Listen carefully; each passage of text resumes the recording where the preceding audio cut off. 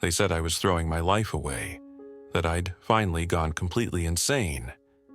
When I told my family I was spending my last dime on a decaying roadside motel outside of Austin, one with broken windows, collapsed roofing, and a for sale sign so sun-bleached it looked like a ghost of failure, they didn't even argue, they just laughed, like it was the best joke I'd ever told. My name's Michael Banks. I'm 34, and for as long as I can remember, I've been the family embarrassment. I grew up surrounded by ambition and cold perfection. My father, Charles Banks, is a titan in the Texas construction industry. His name is stamped on skyscrapers across the Austin skyline. My mother, Margaret, runs an exclusive art gallery that caters to the kind of people who wear sunglasses indoors and call paintings investment pieces. My younger brother, Daniel, is a venture capitalist with a podcast. My sister Olivia, 2 years my junior, is a sought-after architect who made it onto Forbes' 30 Under 30 list. And me? I'm the guy who tried to open a sustainable smoothie truck that went bankrupt in 6 months. The one who invested in ethical NFTs before the term became a punchline. The guy who once tried to start a Zen retreat in a shipping container. No one in my family ever said, "We're ashamed of you," out loud. They didn't need to. It was in the way my dad wouldn't look at me during dinners. In the way my mom would end every sentence to me with, "Maybe it's time to settle down and think practically." In Daniel's smug chuckles. In Olivia's pitying glances. Last Thanksgiving was the final straw. Dinner was at my parents' home, a massive hilltop estate with glass walls and views of the lake. The table was set for 15, but only 8 people were there.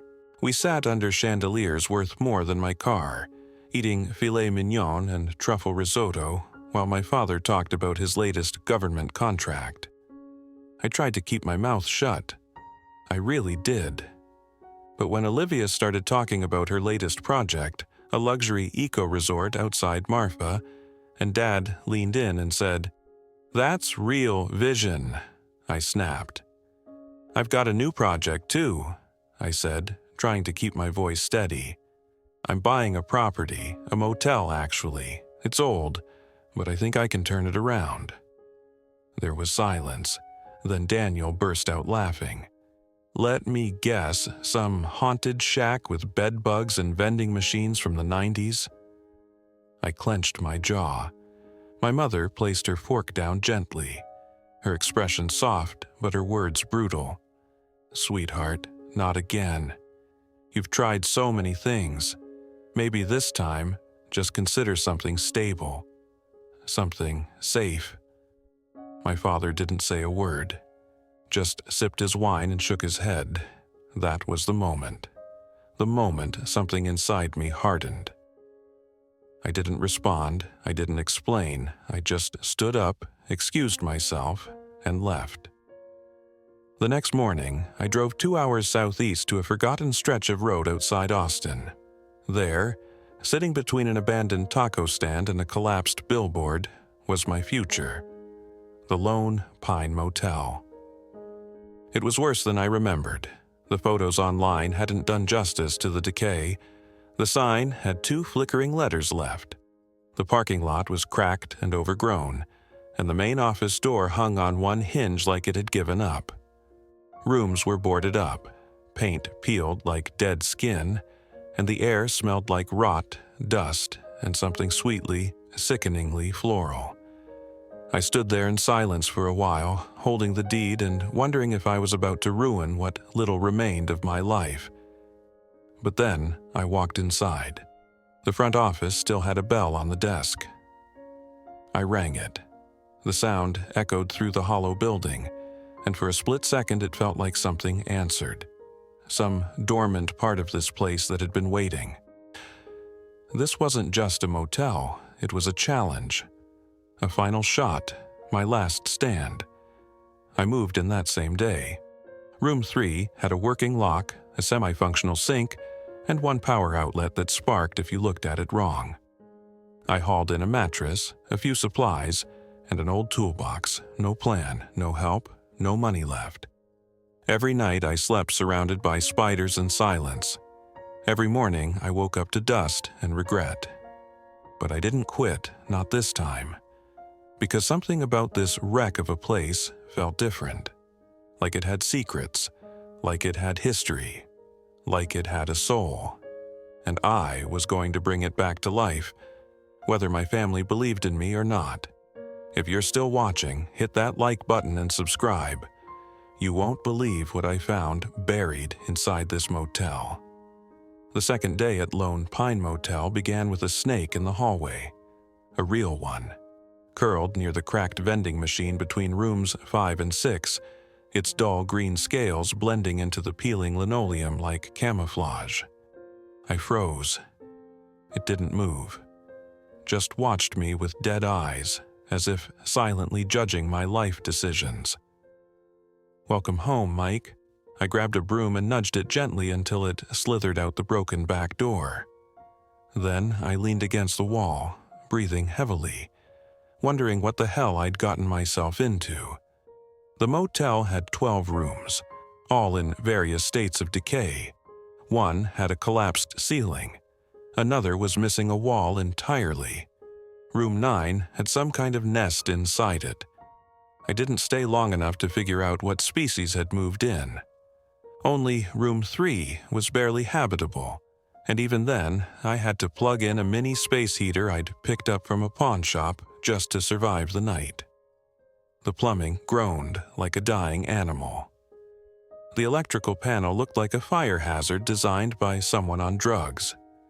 There was mold in the bathroom, bullet holes in the back wall of the office, and someone had clearly set a fire in room 7 sometime in the last decade.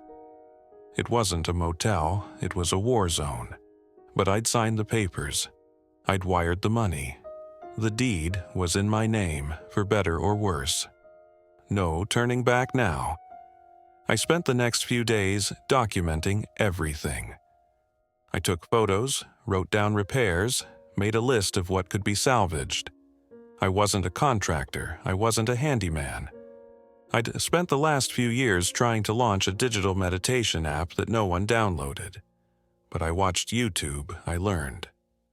I figured things out. I cleared debris from the rooms, removed shattered glass from the office, hauled out rusted appliances, found a raccoon skull in the laundry room and threw it in a trash bag like it was just another piece of yesterday. Most of the furniture was unusable, but there were a few relics I couldn't bring myself to toss. An old rotary phone, a lobby key rack with room numbers engraved in brass, and a dusty guest book dated back to 1963. The names inside were faded but real. Someone once cared about this place. Someone had cleaned these rooms, made beds, welcomed strangers passing through. Now it was mine, my broken kingdom. I barely slept. Ate cheap canned soup and gas station sandwiches. My hands were blistered, my back screamed every night, and I started to develop a cough from the dust. Still, I kept going. I told no one, not my parents, not my siblings, not even old friends. The last time I'd asked anyone for help, I'd ended up with an empty wallet and a lecture about focus. Screw that.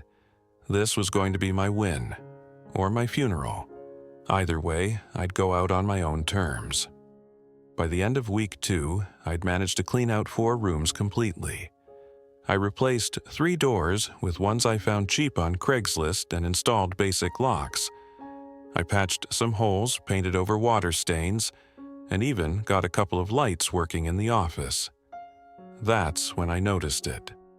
A seam in the back wall behind the front desk.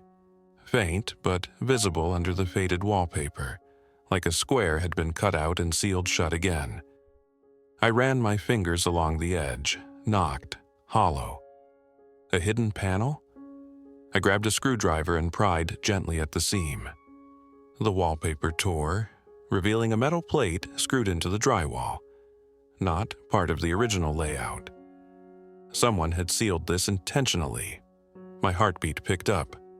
I unscrewed the plate, 4 bolts, rusted and stiff, and pulled it free. Behind it, darkness. A crawl space, maybe 3 feet deep, 2 feet high. Something wrapped in black plastic sat in the middle. I hesitated. Every horror movie I'd ever seen flashed through my mind. Then I reached in and dragged it out. It was a box, metal, heavy, about the size of a microwave. Locked. There was no key nearby, so I carried it to room 3 and spent the next hour prying it open with a crowbar. The lid finally gave with a groan. Inside, wrapped in waxed cloth and aged newspaper, were bundles of paper, stamps, hundreds of them. I didn't understand what I was looking at first, just old stamps. Some American, some European. Some had faces I recognized: Lincoln, Roosevelt, Queen Victoria. Others were printed with dates going back to the 1800s. Most were pristine, sealed, catalogued with handwritten notes in ink that had faded to brown. I blinked. Could this be worth something? I snapped photos, packed everything back in the box, and brought it into town the next morning. Found a stamp collector shop near UT campus and asked for an appraisal. The old man behind the counter adjusted his glasses, took one look and froze. "Where did you get these?" he asked quietly. I hesitated. Inherited them. He examined 3 of the bundles under a loupe, flipping them carefully, reverently. Then he looked up. "Son," he said, "this collection could be worth a fortune." He paused. "These aren't just stamps. Some of these are Civil War era, mint condition. I see Confederate postmaster issues, Pony Express runs, early European colonies. If authenticated, you could be looking at mid-6 figures, maybe more." My hands went cold. All I could think about was that box, hidden behind a wall, in a motel that the world had left to rot. He asked if I wanted to sell them. I said no. Not yet. Back in room 3 that night, I stared at the box for hours. Was this fate? A reward? Or just dumb luck? Didn't matter. I just found something my family could never laugh off. And I wasn't done yet. The next morning, I woke up with the box still at my feet. My back ached from sleeping on a mattress that had more springs than cushioning, and the heater had died sometime around 3 a.m. The cold clung to everything. But I didn't care, not after what I'd heard the day before. "A fortune," the old man had said. 6 figures, maybe more. I'd reread those words in my head at least 50 times as I lay in bed, wide-eyed, listening to the motel creak around me. Part of me still didn't believe it.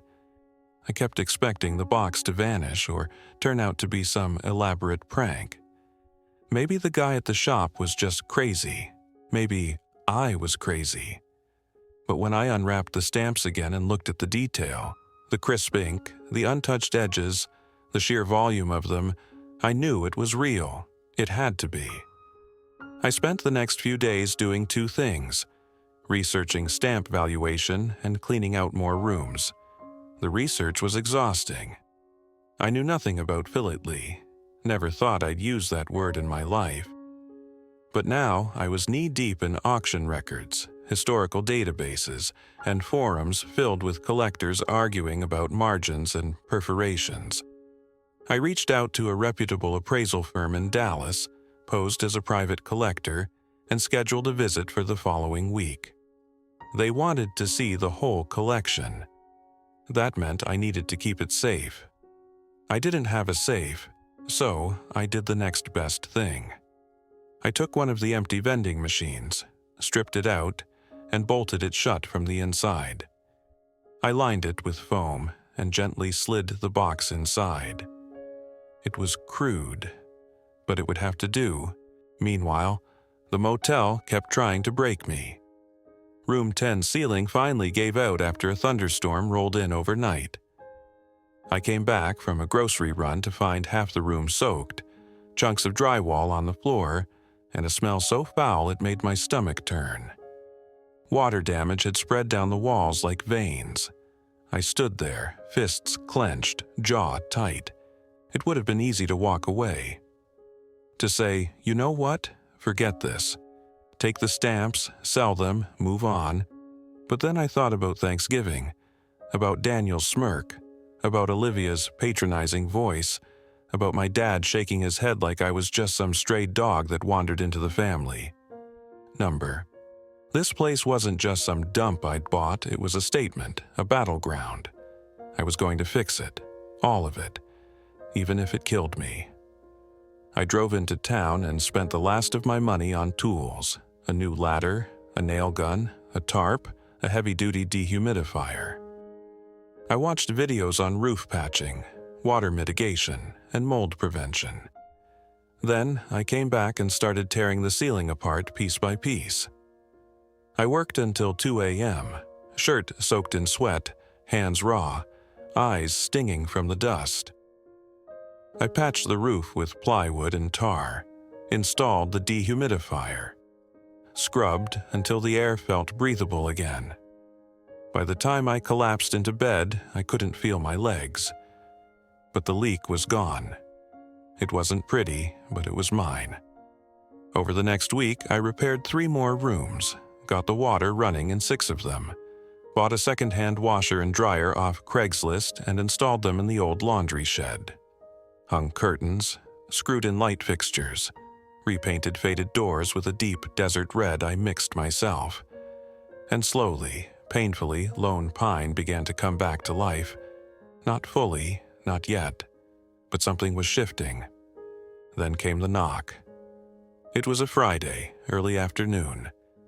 I'd just finished recaulking the bathroom in room 4 when I heard it, 2 firm taps on the office door. I wiped my hands and opened it.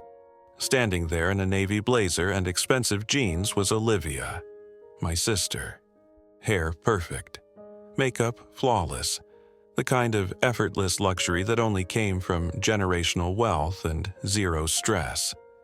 She smiled like she was surprised to see me. "Hey, Mike," she said lightly.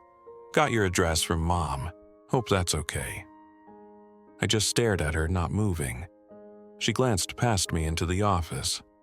"Wow, this place is charming, rustic." I didn't respond. She shifted uncomfortably. "Look, I didn't come to fight, I just heard you bought a motel and figured I'd come check it out." "Why?" I asked flatly. She hesitated. "Because I was curious, and because I wanted to talk." I didn't let her in, but I stepped outside. The wind kicked up a swirl of dust between us. "You've never once shown interest in anything I've done. Why now?" She looked off at the rooms, at the cracked sign, the chipped paint. Then she said, "Dad told us you found something here." "Something valuable."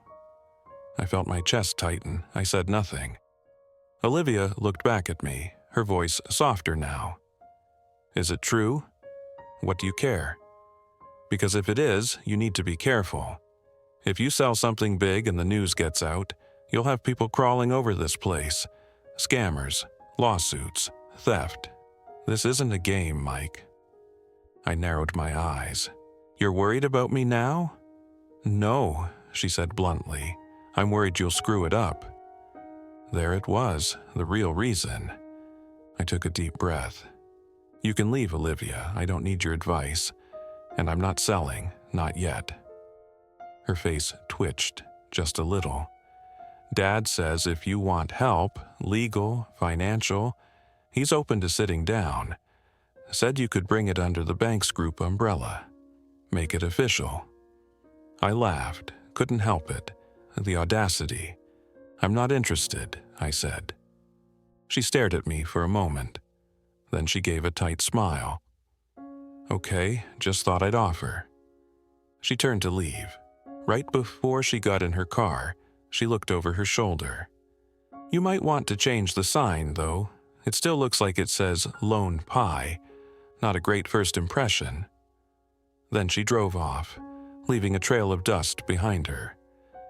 I stood there in the silence, watching her disappear. For the first time in my life, I didn't feel smaller than her. I felt something else, stronger, focused. Because I knew one thing for certain. I was sitting on something they couldn't buy, something they couldn't take. And I wasn't done yet. The appraisal firm in Dallas was a glass and marble kind of place. Everything smelled like leather and money. Even the receptionist looked like she belonged in a courtroom drama. Poised, expensive, unbothered. I stood there in my thrift store jacket, holding a nondescript black case with trembling hands. Inside were 6 selected stamp sheets from the box. Not the rarest, not the oldest, just enough to spark interest without giving away the full hand. "Mr. Banks," a voice called. A tall man in his 60s approached. Silver hair combed back, sharp charcoal suit. His name tag read Richard Alden, Senior Appraiser. His handshake was firm, professional. He didn't smile. "This way." We moved into a quiet evaluation room. No windows, just a long table under clinical lights.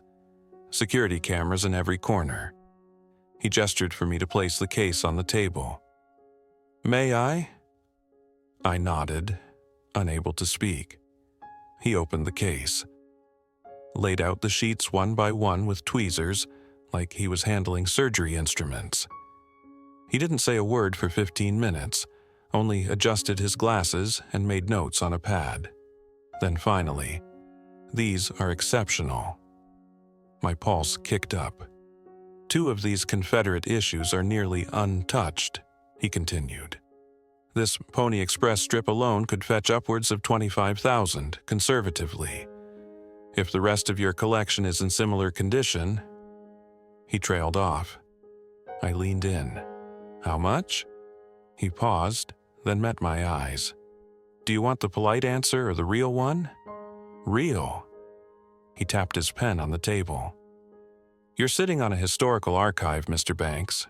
Rare postal history, cross-era consistency, private mint batches. Some of these are thought to be extinct." I waited, breath held. "If verified, insured, and cataloged correctly," he folded his hands, "you could be looking at somewhere between $3 and $5 million. The number punched me in the chest. "And that's just the known market," he added. "If you involve museums or government interest, it could rise dramatically. Depends on how much you want to keep versus sell." I couldn't speak. My mouth felt dry.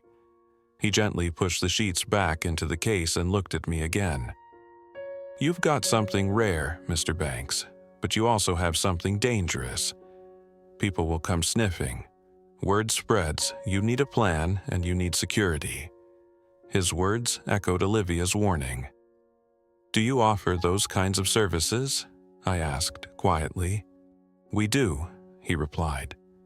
"But we're expensive and discreet. If we represent the collection, it stays protected until you decide how to proceed. We handle the auctioning, museum contacts, insurance, international transfer." He slid a business card toward me. "Think about it. Don't sit on this too long. It's not the kind of thing you can hide in a vending machine forever." I blinked.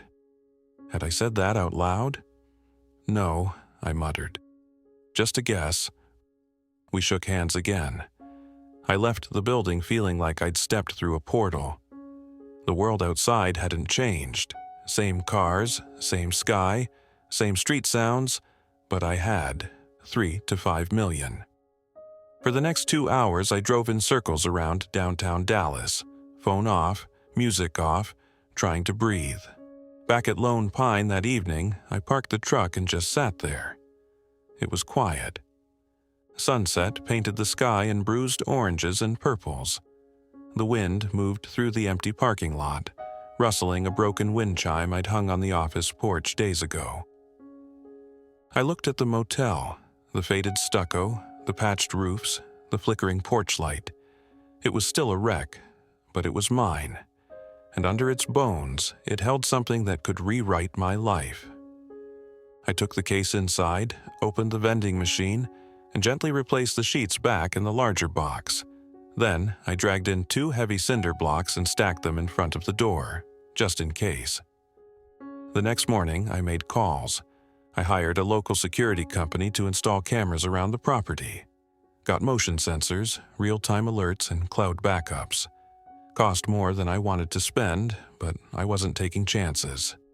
Then I called a local contractor I'd met weeks ago, Frank Ortega, a gruff ex-Marine who'd offered help when I first bought the place.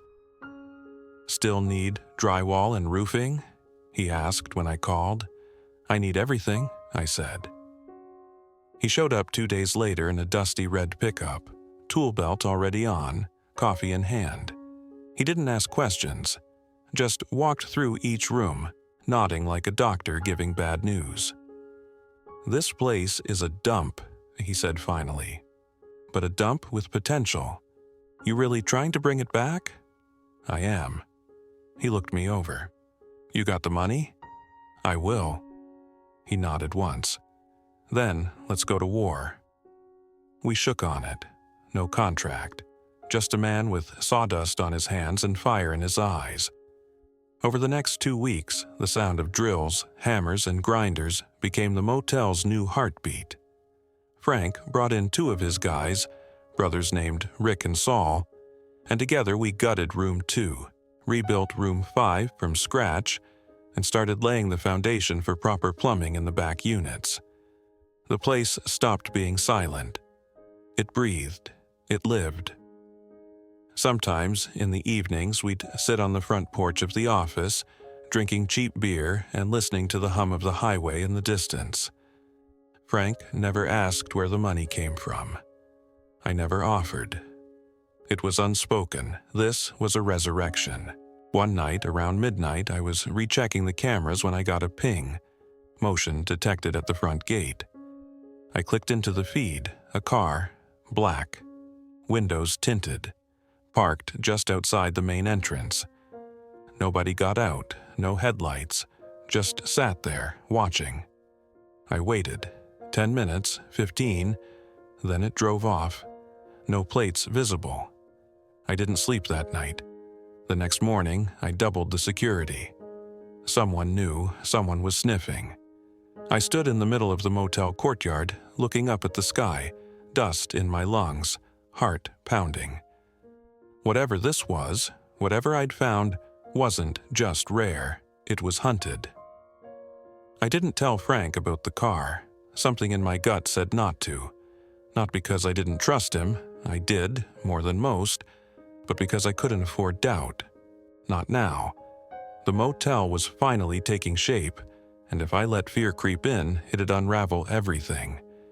Instead, I did what I always did. Worked. Room 5 was almost fully restored. New drywall, fresh coat of paint, upgraded fixtures. Frank even managed to salvage the vintage sink and polish it until it looked like something out of a hipster design catalog. Saul rewired the light system, and Rick found a way to make the AC unit work again with parts scavenged from a junkyard. It still smelled faintly of mold and sweat, but for the first time, it looked like a real motel room. Livable, bookable. We moved on to Room 6, which had a collapsed floor and termite-eaten studs. Frank looked at it once and said, "Burn it." I insisted we keep it. "Symbolic reasons," I muttered. He didn't argue. Every morning, I'd get up at 6, brew coffee in the office on an old percolator, and do a round, checking the locks, sweeping the lot, rechecking the security feeds. The black car hadn't returned, but I knew it would. Or something worse. The appraisal firm in Dallas had gone quiet, which made me even more nervous. I'd sent them an email 2 days ago with more cataloged entries from the box, photos, dates, notes. They replied that the files had been received, but nothing since. I tried calling, no answer. Then, on the 5th day, I got a voicemail. "Mr. Banks, this is Richard Alden. We need to speak, urgently. Please call me back as soon as you can. And be careful who you talk to. There's more to this than we initially thought." That was it, no further detail. My fingers trembled as I dialed back. Straight to voicemail, I tried again, same. Panic started crawling up my spine. What the hell did he mean? I sat in the office, staring at the vending machine, behind which the box now rested, better secured, but still in the same place. Something inside me said, move it, hide it somewhere else. But I had nowhere safer, not yet. That night, I couldn't sleep. I paced the parking lot with a flashlight, checking shadows, listening for unfamiliar sounds. At 2:14 a.m., another notification hit my phone. Motion detected near room 11. I tapped the camera feed. Nothing. Just wind. And then, barely visible in the bottom corner, a figure. Hooded. Motionless. Facing the motel. Not moving. Just there. I grabbed the bat I kept behind the desk and rushed out into the dark, flashlight beams slicing through the night. Nothing. Just dust. Silence. The wind whistling through the cracks. I checked the feed again, rewound, screenshot, zoomed. The figure was gone, just a silhouette. No details, but real, and watching. I didn't go back to bed. By morning, my eyes burned, but adrenaline kept me upright. Frank noticed. "You look like you fought a bear," he said, handing me a Gatorade, something like that. He didn't pry. Later that day, I drove into town and bought a proper safe. A heavy-duty, fingerprint-locked, fireproof cube.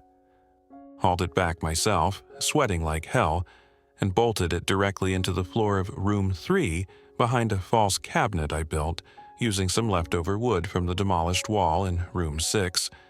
It took all day. When it was done, I carefully transferred the box inside, then placed the cabinet back over it. Nothing fancy, just enough to keep prying eyes away, just in case. That evening, I sat outside again. Same rusted chair, same view of the road, same wind. And that's when I saw the van. Not black this time, beige, older, parked across the road behind a patch of mesquite, half hidden. I squinted. Tinted windows, didn't move, didn't leave. I stared at it for a full hour before going back inside. I checked all the locks, all the feeds, all the files. I didn't sleep again. Next morning, the van was gone. But deep down, I knew I was being watched. This wasn't paranoia. This was something else. Back in the office, I opened the guest book. The old one I'd found in the drawer during my first week here, just to distract myself, to ground my mind. It was mostly names, random travelers, truckers, couples, a few handwritten notes. Nice room. Quiet. Thanks for the extra towels. One note caught my eye. Written in tight, slanted cursive, hidden in plain sight. The bones remember. The roots run deeper. No date, no name. Just that. I stared at it for a long time. Then I flipped further. Found another odd one, 3 pages later. They never found the second vault. No one ever looked beneath the furnace. My breath caught. The furnace. There was a small furnace room at the back of the property. I hadn't done much with it, just peered inside once and decided to save it for later. Old metal box, rusted, looked useless. But now, I stood up so fast my chair tipped over. 10 minutes later, I was there. Flashlight in hand, dust swirling in the shaft of light like falling snow. The furnace sat crooked, bolts loosened, one panel half detached. I crouched, ran my hands along the floor.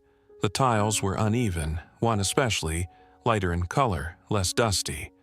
I pried it up, underneath, dirt. I dug with my hands, clumps of dry soil under my nails, sweat dripping from my jaw. Then, a sound. A dull, metallic clink. My heart skipped. I kept digging, cleared a square space about 2 feet wide. Then I saw it. Another box, larger, older, and locked. I sat back on my heels, breathing hard, chest pounding like a war drum. They were right, there was more. Much more. And I'd just found it. The second vault was heavier than the first. It took everything I had to drag it across the furnace room floor. My palms were torn, fingernails cracked. I scraped my knee against a rusted pipe so badly it bled through my jeans. But I didn't stop. I couldn't. Whatever was inside, someone had buried it deep for a reason. I finally wedged it into a corner of room 3, next to the fake cabinet hiding the first box. It sat there like a sleeping beast, old, scarred, sealed shut with a 3-digit combination lock and a layer of rust that looked decades thick. I stared at it for hours. There were no markings, no label, no instructions, just silence. By 2 a.m., I gave up and passed out on the mattress, still wearing my boots. My dreams were fractured, flashes of faces I didn't recognize, muffled voices and a strange ticking sound that followed me through every scene like a countdown. When I woke up, the sun was high and the room was too quiet. I checked the cameras. Nothing. No van, no cars, no figures. Still, the pit in my stomach remained. I called Alden again, left another message. "Please, call me back, I found something else." No reply. I turned my focus to the box. Combination lock, no keyhole, no hinges, just 3 faded dials, each ranging from 0 to 9. I started with the obvious, 000, then 001, then 002. After 30 minutes of mindless turning, I realized this could take weeks, maybe months. So I stopped, stepped back, thought. Then I remembered the guest book, the second note. No one ever looked beneath the furnace. There had to be more clues. I grabbed the book again, flipped through every page. Most were useless, simple entries, boring comments. But then I found a third note. Scribbled faintly in the corner of the last page, barely visible. 3 numbers. 1 from each war. The years they ended. I read it twice, then a third time. 3 wars, years they ended. The U.S. had fought in dozens, but some stood out. Ones collectors, historians, smugglers might reference. Revolutionary War, 1783. Civil War, 1865. World War II, 1945, the last digits, 355. I turned the lock, 3 to 5 to 5, click, it opened. My throat tightened as I lifted the lid. Inside, more stamps, but different. Each one encased in a plastic sleeve labeled in precise handwriting. There were only 20 or so, but each was unlike anything I'd ever seen, foreign, obscure, with markings in Cyrillic, Arabic, and Old Colonial French. One was made of cloth. Another had a shimmering surface like metallic foil, all pristine, untouched. I gently lifted one. A black stamp with a scarlet eagle in the center. No country name, no denomination. Just a date, 1938. The note inside the sleeve read, "Experimental issue, Nazi courier route, Berlin-Ankara, canceled mid-series." Another had a handwritten card reading, "Issued under British mandate, withdrawn after 1 week, believed destroyed." I didn't understand all of it, but I didn't need to. This wasn't just rare, it was off books, hidden history. I placed everything back, locked the box, and sat there in the silence, sweat cooling on my back. This second vault wasn't for public eyes, it was meant to disappear, to be forgotten. Whoever buried it didn't want it found. And now I had it. That evening I received an email. Subject, urgent, from Richard Alden. Time, 8:13 p.m. "Mr. Banks, please do not contact anyone else about the collection until we speak. There are historical implications beyond private ownership. I'm sending a secure courier to Austin in 48 hours. Do not release any materials. I'll explain in person. R.A. I reread the message 10 times. Historical implications. What the hell had I uncovered? I replied with a simple confirmation, then locked both boxes. Frank noticed the tension. You okay? He asked as we wrapped up repairs in room 7. Just tired. He gave me a long look, then said, Some things weigh heavier than they look. I nodded. Yeah, they do. He didn't push. Later that night, I sat in the office, lights off, staring at the ceiling. Somewhere out there, someone was watching, waiting. And now I had 2 locked vaults, a half-rebuilt motel, and a letter from a man warning me to stay silent. But for the first time in my life, I wasn't scared. I was ready. Because whatever was coming. I wasn't the same man I used to be. If you're still here, hit like and subscribe. Trust me, you'll want to see what happens next. The courier arrived 2 days later, just after noon. Unmarked car. Mid-30s guy, short-cropped hair, pressed gray suit, mirrored sunglasses. He didn't say his name, just handed me a sealed folder, nodded, and left. Inside the folder was a non-disclosure agreement, a preliminary offer of historical custody from a private wing of the Smithsonian, and a handwritten letter from Richard Alden. His message was short, calm, precise. Michael, you've stumbled into something far larger than you realize. Some of the pieces you found, particularly in the second vault, are not just collector's items. They're traceable. They've been off the books for decades, linked to smuggling operations, wartime intelligence, and in at least one case, a Cold War scandal that never made the news. This is a hornet's nest. The good news, it's also worth far more than we estimated. Possibly upwards of $12 million if handled right. Maybe more, if the right buyer is interested, but I strongly advise against open auctions.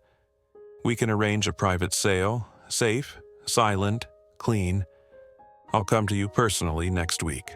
Lock everything down, don't talk to anyone else, and if someone comes asking questions, don't answer. They're not just collectors. R.A. I read it 3 times. Then I burned the letter in a metal tray out behind the laundry shed. I knew I should have felt panic. Instead, I felt cold clarity. I had something the world wasn't supposed to see. Something that had slipped through the cracks of history and landed in my hands by sheer accident or fate. Something powerful, valuable, dangerous. I locked both vaults and moved them into room 11, which I had resealed myself the night before. No cameras, no tools, nothing that could leak. Then I called Frank. Need to reinforce a floor. Subtle, thick concrete base, soundproof walls, no questions. Frank didn't blink. You got it, he said. For the next 3 days, we turned room 11 into a vault disguised as a motel room. Poured 4 inches of concrete under the carpet. Lead lining in the walls. Disguised outlet ports. Reinforced door with a deadbolt that could survive a crowbar and a sledgehammer. Frank didn't ask why, but I knew he suspected. That's what I liked about him. The motel kept growing. Room 5 was now fully operational. I listed it online as a soft test under the name Rust Horizon Motel. Just 1 unit, 1 listing, nothing that would draw attention. It booked in 12 minutes. A traveling journalist. She stayed one night, said the place had personality. Left a 5-star review, called it eerie, weirdly elegant, and kind of poetic in a haunted Western saloon way. That review triggered 4 more bookings. I closed the listing. Not yet, not yet. Meanwhile, I kept seeing the van. Never more than 5 seconds on camera. Always at night, always in a different spot, never the same plates. Whoever was watching me was careful, but not careful enough. On the 4th night, I called in a favor. A friend from way back, Eli, ex-military, now in private surveillance. I hadn't spoken to him in 2 years.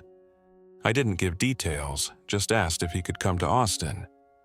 "I've got a situation, might be nothing, might be something, you'll get paid."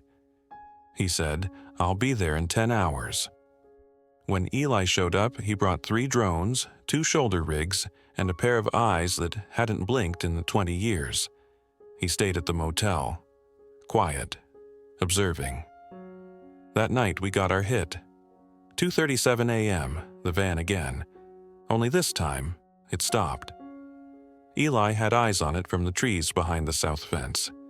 He radioed me. Driver got out. Taking pictures, moving slow.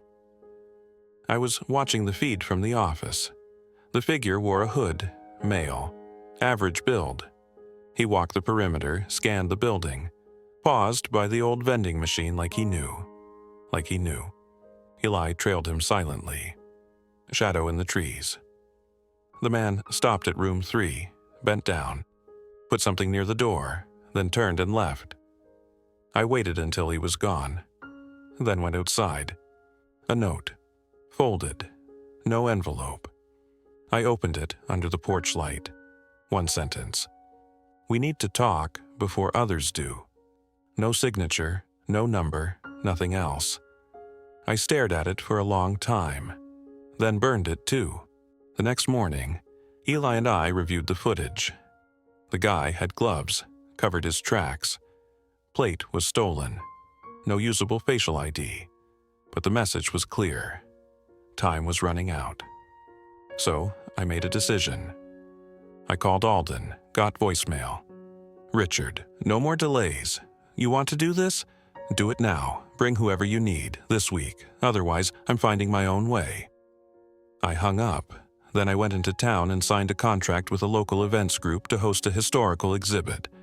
1 night only. Discreet, private list. Wine, food, security, and 1 curated story about the Lone Pine property. I wasn't going to sell yet, but I was going to let the world get a peek. Just a taste. That night, as I locked the motel office and stood alone under the stars, I realized something strange. I wasn't scared anymore. Not of my family. Not of the Watchers. Not even of what was buried under this place. Because for the first time in my life, I was standing on ground that was mine. Mine to protect, mine to fight for. And I was just getting started. The morning of the exhibit, I woke up before sunrise. The motel felt different. Still quiet, still creaking, still haunted in that charming, broken-down way, but different. Charged. Like something was holding its breath. Frank and his crew had finished sealing room 11 the day before. The second vault now rested behind 12 inches of reinforced shielding, 2 decoy bookshelves, and a false fuse box that would shock anyone who tried to pry it open without gloves. Overkill? Maybe. But paranoia had started to feel like discipline. Eli was on the roof with a scoped camera by 6 a.m., scanning the tree line. He'd slept 3 hours in the last 2 days. He didn't drink, didn't joke, didn't ask questions. He just watched. I liked that about him. I spent the morning transforming the motel office, removed the clutter, polished the floor, hung 3 framed prints of old stamp designs I'd replicated from the first box. On the counter, I set a glass display case with 6 encased stamps, 2 American, 2 European, and 2 from the more mysterious batch. No mention of the second vault, of course. The event team arrived around noon. 2 caterers, 3 servers, a guy setting up lights, and a woman named Clara who was managing logistics. She was sharp-eyed, mid-40s, wore black slacks and a crisp white shirt, and spoke like someone who'd organized events in war zones. "You're doing this alone?" she asked me while checking the floor plan. "More or less." She raised an eyebrow. "You should charge admission." "I'm not here to make money," I said, "just to see who shows up." That answer seemed to unsettle her more than anything else I'd said. By 6 p.m., the guests began arriving. Invitations had gone out to a carefully curated list. Collectors, historians, journalists, a couple of private investors I'd met during my failed startup years. No one from my family. No one from the bank's name. This wasn't about them. The crowd was small, 40, maybe 50 people. Well-dressed, polite, carrying wine glasses like they were born with them. They wandered through the motel lot like it was a pop-up museum. Some asked questions, some whispered. Some took photos and pretended not to. I stood by the glass case, answering what I could, deflecting what I couldn't. No, I'm not selling anything tonight. Yes, the stamps are real. No, I won't discuss how I acquired them. Yes, security is on site. At 7:42 p.m., Richard Alden walked in. He was different. The polished calm from our last meeting was gone. His jaw was tight, his movements quick. He looked like a man holding something heavy under his skin. We shook hands in silence. He leaned in. We need to talk. Now. I led him to room 3. Closed the door. He didn't sit. There's a reason we asked you to hold off, he said, voice low. You've touched something that certain people not in our industry, have spent a long time trying to erase. I crossed my arms. Then why didn't you tell me the truth from the start? Because we didn't know how deep it went. He paced, pulled a folder from his briefcase. Inside, photocopies, newspaper clippings, declassified documents, one in particular, a diplomatic pouch dated 1952. Destination, Tehran. Contents, philatelic assets. Stamped, confidential, eyes only. This symbol, Alden said, pointing to a wax seal on the page, matches one of the seals on a stamp you found. We thought it was a forgery. It's not. What does it mean? He looked up. It means your collection isn't just rare. It was part of covert state movements, black budget trade, in some cases ransom. These pieces weren't just stamps, they were currency, silent currency. For decades I said nothing, just felt the weight settle on my chest. If certain agencies know you're in possession of these, he continued, they won't sue you, they'll bury you, figuratively or not. I forced myself to breathe. You want me to hand them over? No, he said. I want you to sell them, privately, to the right buyer. We can facilitate. You keep 80%, but they disappear, no museums, no exhibits. And if I don't? He stared at me. I'm not responsible for what comes next. He left the room, just like that. Outside, the event was winding down. The last guests lingered by the catering table. Someone complimented the deviled eggs. Someone else asked for my business card. I just nodded, smiled, didn't say much. After the last car left and Clara gave me a final nod of approval, I locked the office and went to the roof. Eli was still there. Anyone shady? I asked. Everyone's shady, he muttered, then added, one guy stayed behind. Black Audi, tinted windows, same plates from the last drop. Still watching? Eli nodded. I sat down next to him, legs dangling over the edge, looking out over the dark stretch of highway. You ever get the feeling that your life stopped being your own? I asked. Eli didn't answer. He just passed me a flask. I took a long pull, and for a brief second, under the stars, with millions buried beneath my feet, I felt completely alone, but not lost. I knew exactly where I was now, right in the middle of a storm. The day after the exhibit, I received a call from a blocked number. I let it ring 4 times before answering. Silence, then a voice, low, composed, with no traceable accent. You've been advised to step away. I stayed quiet. You've had your fun, the voice continued. Now it's time to hand it over. click. That was it. No threat, no name, no instructions. Just an invisible wall sliding into place between me and whatever lay on the other side of this story. I stood in the middle of room 3, phone still in hand, feeling my lungs tighten. They weren't bluffing. Whoever they were. I called Eli. He was already halfway through packing his surveillance gear when I reached him. "That wasn't a collector," I said. "Nope," he replied. "You think we're being watched now?" "I think we've been watched since you bought this place." He handed me a flash drive. "All security footage from the past month. I'm out after tonight, Mike. You're about to hit water that's too deep." "You're just leaving?" "I don't get paid to get followed by guys who don't show up on heat cams." I couldn't argue. He clapped my shoulder once. "If you survive this, call me. I'll buy the second round." And he was gone. That night, I sat alone in the office with the lights off, watching the footage Eli left me. One clip, 2 weeks ago, stood out. 2:53 a.m. A figure in a white hoodie crouched by the old vending machine. They didn't touch anything, didn't leave anything, they just sat there. Watching room 3, 17 minutes. Then they stood up, looked straight at the camera, like they knew it was there, and walked away. No face, no limp, no car, just gone. I closed the laptop and opened the safe. Both vaults were still there, untouched, but I knew that wouldn't last. I stayed up until morning. Then I made the call I'd been avoiding for months. My father answered on the third ring. He didn't say hello. "Michael. Dad." Long pause.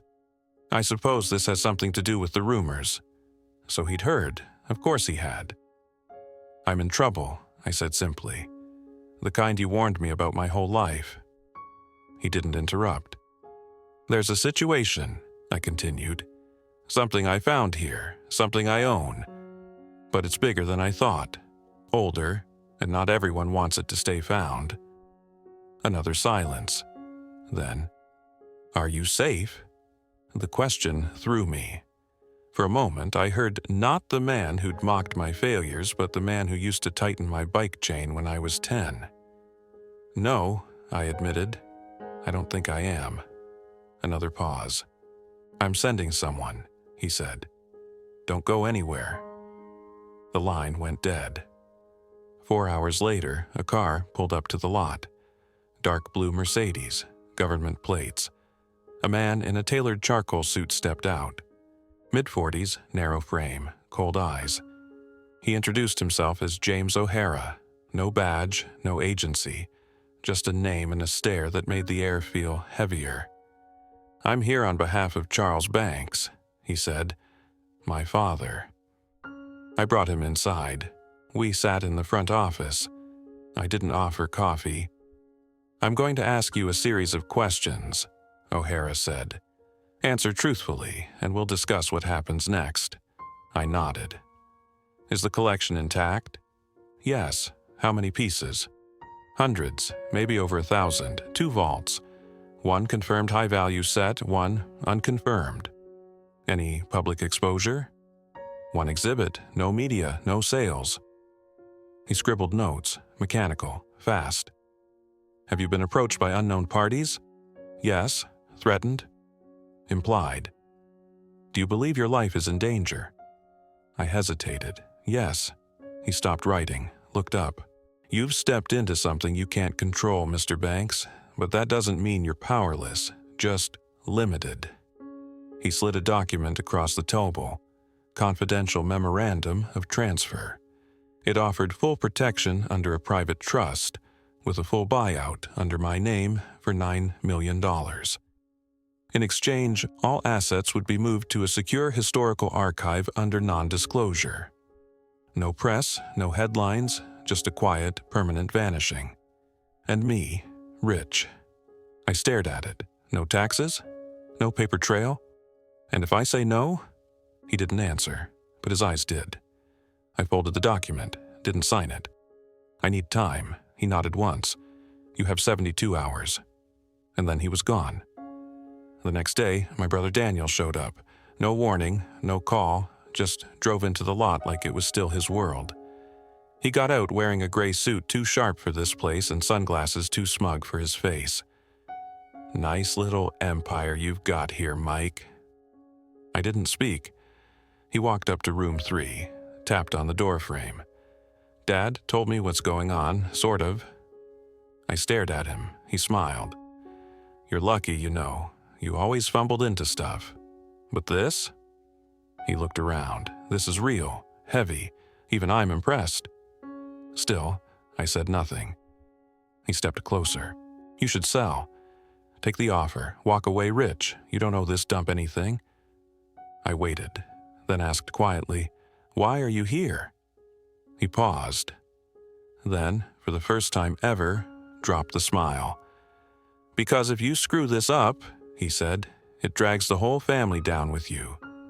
And just like that, he walked away. I watched him go, and felt something shift inside me. Not fear, not anger, resolve. They wanted it buried. They wanted me out. But this wasn't just about stamps anymore. It was about the truth. And I wasn't going anywhere. The third night after O'Hara's visit, someone cut the power. It happened just after 2 a.m. One moment, the hum of the fridge in the office, the blinking red light on the router, the quiet buzz of the camera monitors. Next moment, nothing. Silence. Black. No motion alerts. No outside lights. Just the sound of wind pressing against the walls like it wanted in. I didn't panic. I moved by instinct, grabbed the flashlight taped under the desk, unlocked the drawer with the Glock Eli insisted I keep, crossed the office in 10 seconds, stepped outside and kept to the shadows. The motel looked like a skeleton under the moonlight. Dead. Still. Waiting. Then I saw it. A shadow moving behind room 11. Fast. Precise. I didn't shout. Didn't run. I circled wide around the back, cut through the utility corridor. Approached from the far side, heart hammering. As I turned the corner, I caught the glint of a pry bar hitting the edge of the reinforced door. A man in dark clothing. Gloves. Hood up. He didn't hear me. I stepped closer, raised the gun. "Don't move!" He froze. I was shaking. Bad. "Turn around, slowly." He did. Young, maybe early 30s, clean-shaven, calm, not a thief, not random. "Who sent you?" He didn't answer. "Was it Alden?" Silence. "Was it O'Hara?" Still nothing. Then he smiled. It was slight, cold, and then he bolted. I fired, once, not to hit, just the dirt near his feet. He didn't flinch, just vanished into the dark like he'd rehearsed it. By the time I reached the lot, he was gone. No car, no sound, just night. I didn't sleep, sat in room 3, gun on the table, waiting for dawn. At 6:43 a.m., I signed the paperwork, but not the buyout. I signed a partnership agreement with a private historical investment group out of New York, introduced to me through a contact at the exhibit. They weren't government. They weren't collectors. They were documentarians, quiet, wealthy, smart enough not to ask questions they didn't want answers to. They offered full restoration funding for the motel, protection, a rotating exhibit agreement, private cataloging, and one non-negotiable clause. I kept ownership. They handled the vaults. Within 2 weeks, the motel was transformed, new signage. The bank's archive and lodge, 12 functioning rooms, each restored to its mid-century roots, with soft brass fixtures and deep desert blues. Room 3 remained untouched, my living quarters. Room 11 was converted into a permanent, climate-controlled archive. No tours, no press access, by appointment only. The partnership issued a controlled public statement. A rare collection of historical postal material has been secured for study and preservation under the care of private curators in Central Texas. Location confidential. Content restricted. They didn't mention me, that was intentional, but the story still leaked. 2 weeks after the announcement, I got a call from a number I hadn't seen in months. Olivia. I let it ring. Picked up on the 4th. I saw the article, she said quietly. I waited. I didn't think you had it in you. I said nothing. You were right not to take the buyout, she added. Dad's furious. Let him be. Long pause. Then, I'm proud of you, Mike. I didn't know how to respond, so I didn't. We ended the call without a goodbye. 3 days later, Daniel showed up again. No suit this time. Just jeans, old boots, and a 6-pack of Lone Star. Can I come in? He asked. I nodded. We sat in silence on the porch of the newly restored office. He handed me a beer. You're officially the weirdest bank sibling. I cracked it open. I'll take that as a compliment. He looked out over the lot. You really did it, huh? I guess I did. You gonna sell? No. You gonna expand? Maybe. He nodded, thought about something. You could have taken the money, he said, walked away clean. Why didn't you? I didn't answer right away. Then I said, because this place gave me something I never had. He frowned. A fortune? No, I said. A spine? He didn't laugh, just nodded. We finished our beers in silence.